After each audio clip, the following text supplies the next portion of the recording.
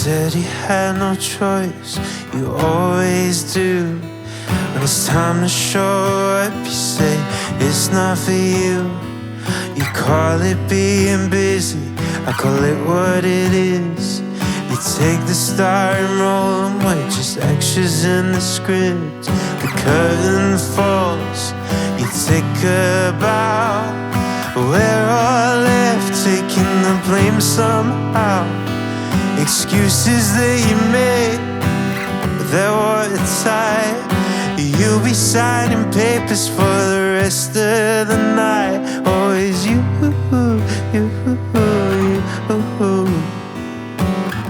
showstopper, heartbreaker, you,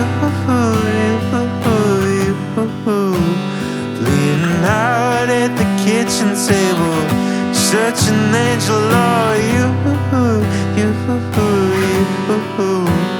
built a frame but it's so unstable. You should be grateful for you.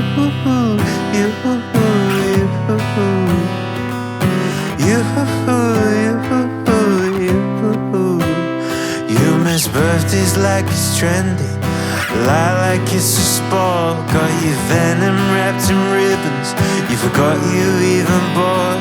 We built the whole house but you took the roof. Rain's pouring in but you saw the waterproof. So it's you,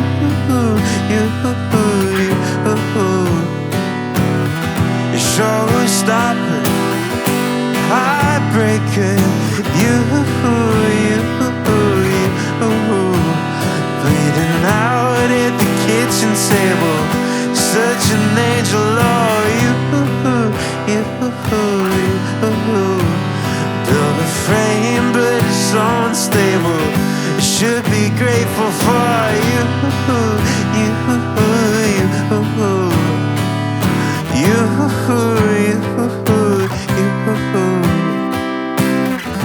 you wear your guilt like perfume. Oh, I tease it out of your costume.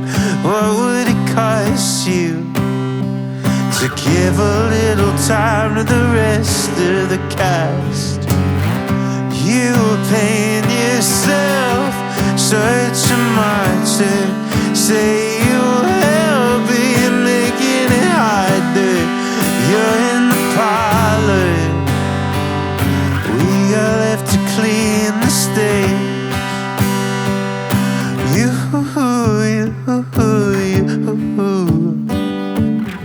showstopper, heartbreaker, you,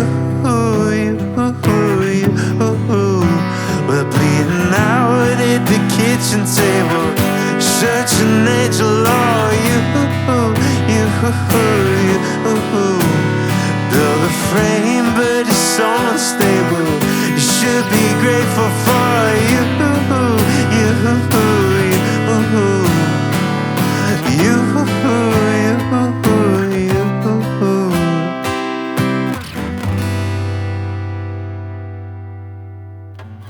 Yes, people, and welcome to the White Room Sessions. My guest today is Oliver Pinder. Hello.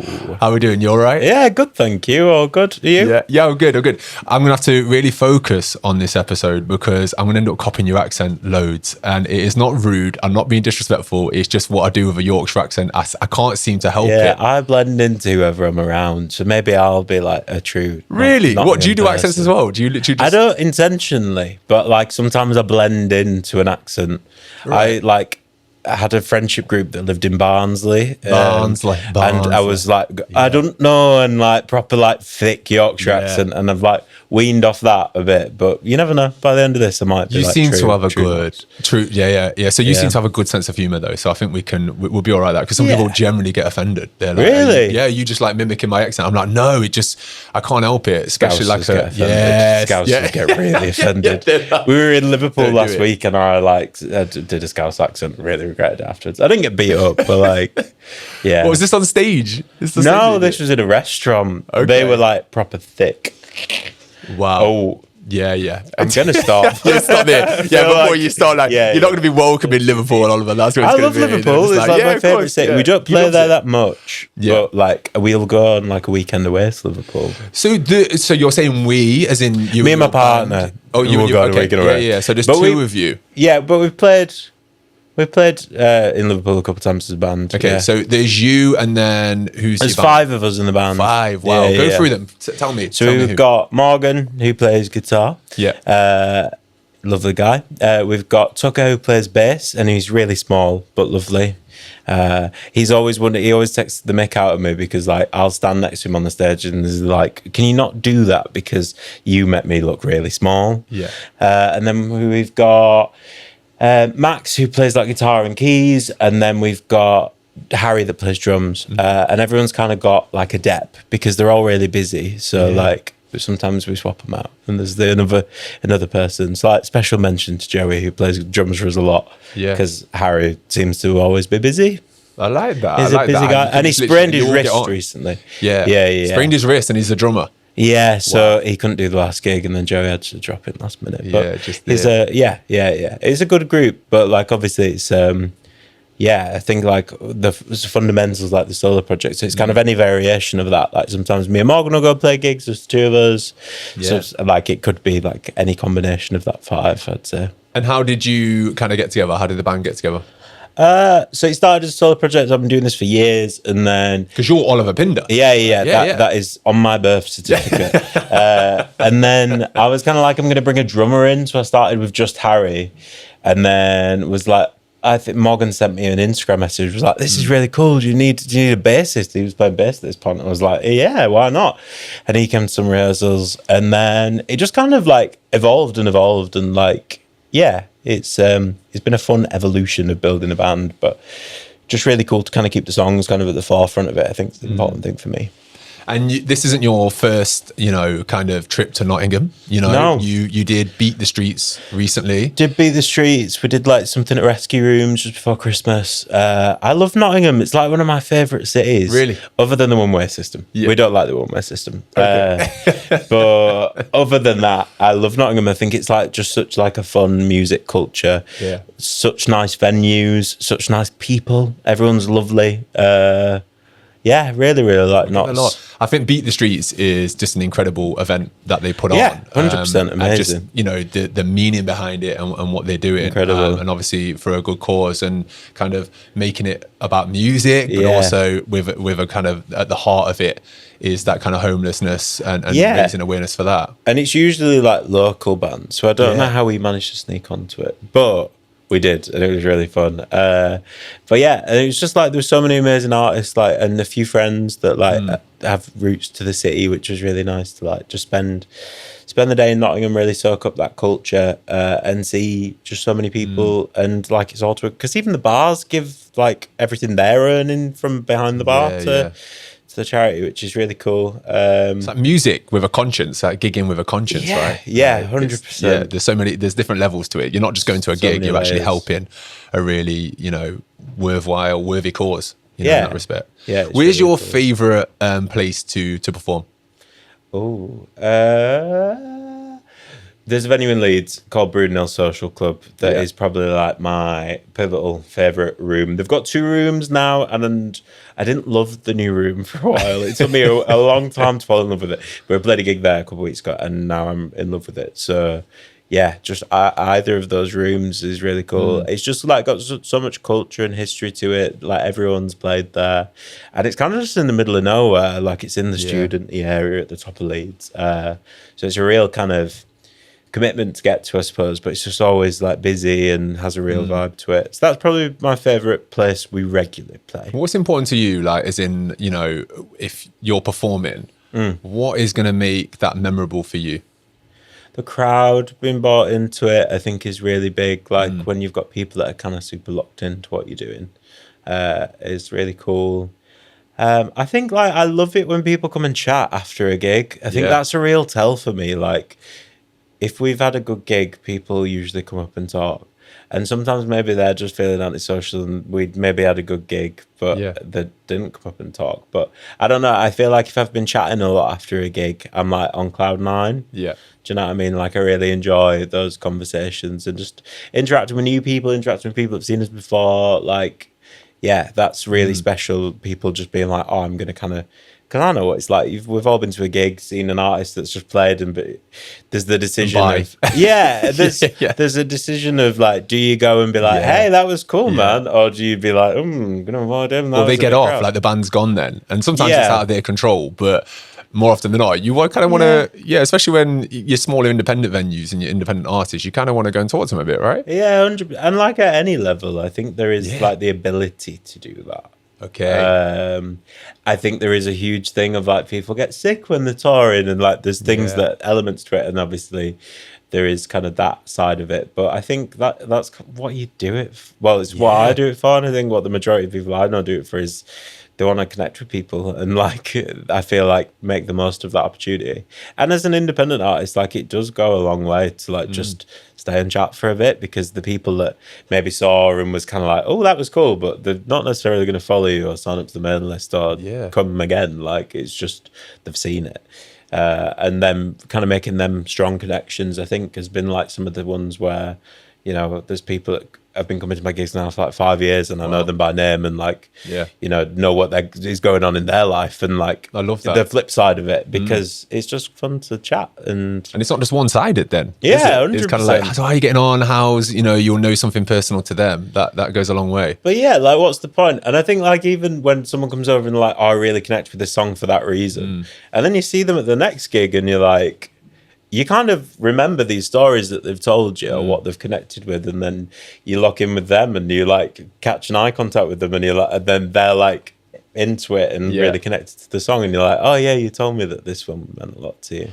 It's funny you should say that about locking eye contact. So I went to a gig recently, and obviously we're both tall gentlemen. We've just been chatting about this we've just been talking about that. And I said, and it was really odd because like the stage was probably about a foot. And then this artist was quite small, probably about 2 foot actually, not the artist, the stage. Right, okay. And we were I was actually on their eye contact. So it was quite, and then how much eye contact do you give? Because then it was just like, it was quite close. So to where we are now. Start to feel quite awkward after a while. It can, or chemistry. I don't know which one it is, Oliver, to be fair. It could go either way. Yeah, I do get quite awkward about the good old eye contact. Do you? Sometimes, like, I feel like I'm just staring into someone's soul. Yeah. You'll usually find with me, like, I'll be like, my eyes will be above head level. I'll be like, my eyes are open, and you might think that I'm looking at you, but I'm probably not. I'm looking at the wall at the back or whatever. I can kind of avoid eye contact. But, I don't know what that is, but it's important to open your eyes though. Did you ever go through a stage of just literally eyes closed all the time until you kind of gathered some more confidence? Yeah, I think that's a normal thing though. And I think sometimes like if you're really connected with a song, like sometimes the eyes do naturally close. But yeah, I think it is hard to kind of have that. I really admire people that like stand and look people in the eye and make it feel not weird. Yeah. But I just feel like it's always weird when I do it, unless if it's like, I don't know. There's the odd time where it really works, but I don't know. Yeah, it's just finding the balance. It's finding the balance. Yeah, right? yeah, 100%. So it's that one. Speaking of which, so I was, I don't know why I said speaking of which, I had nothing to do with that whatsoever. Do you know what I mean? But I was listening to some of your music prior to you coming on today. I really like Lonely Together. Nice. Okay, and then Love of My Life as well. Sad, so I'm intrigued to know. So Love of My Life, like when did you write that? So how long ago was that? It's a weird one for you to ask about today. So my grandma, my granddad died before I was born, so like I've never met him. And my grandma never moved on, so she spent like 30 years by herself. Wow. And I asked her like one day, I was like, why didn't you? Because my dad died when I was quite young, and my mum found a new partner and like moved on, and she's like living a happy life now, which I think is great. But like my grandma seemed to kind of just always be by herself. And she was like, your granddad was just the love of my life, and I feel like I couldn't look at anyone else in the same way that I looked at him. Yeah. So yeah, and it's a weird one for you to ask today, because she passed away a couple of weeks ago, and I've just come from a funeral today. So but yeah, that's a really special song from like a I suppose, telling their story, and like Yeah. it's really looking at it through my grandma's eyes rather than mine. Jeffrey died in 95. I said, don't leave me behind.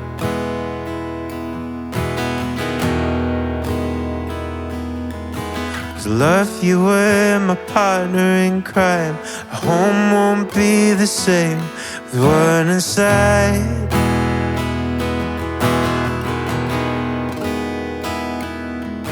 For months I was a wreck. I didn't see the point of being alive. Oh, I miss you, oh, I do. I stayed 1,000 times. I paid for all my crimes. So I miss you, oh, I do. I looked in 1,000 eyes and I could just see you, oh, I do. You were the love of my life.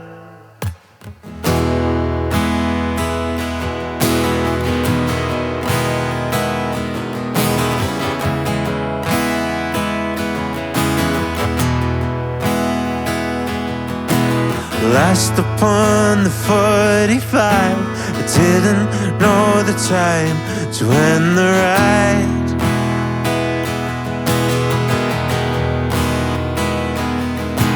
Work have let me go. I stay in my car, not showing on time.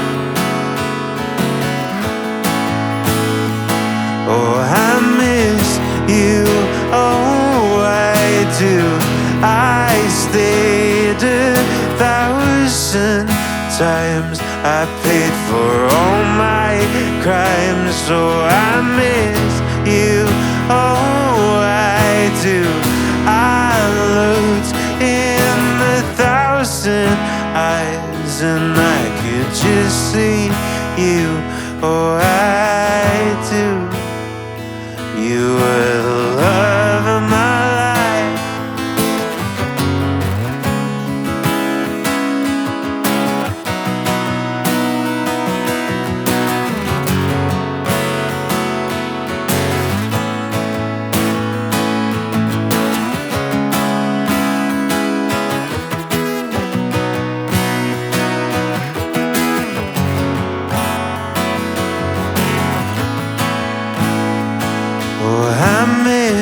You, oh, I do.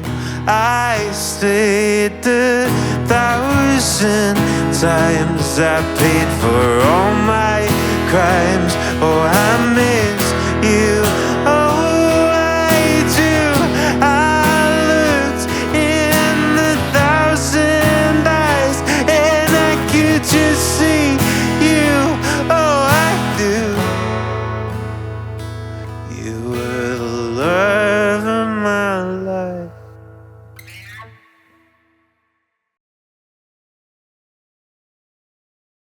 What did she think of the song?